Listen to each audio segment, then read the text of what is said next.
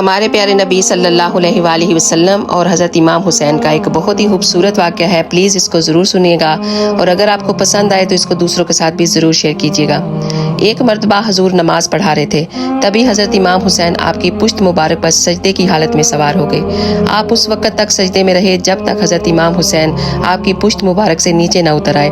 نماز سے فارغ ہونے کے بعد صحابہ کرام نے آپ سے عرض کیا کہ یا رسول اللہ، کیا نماز میں آپ پر وہی نازل ہو رہی تھی جو آپ نے اتنا طویل سجدہ فرمایا؟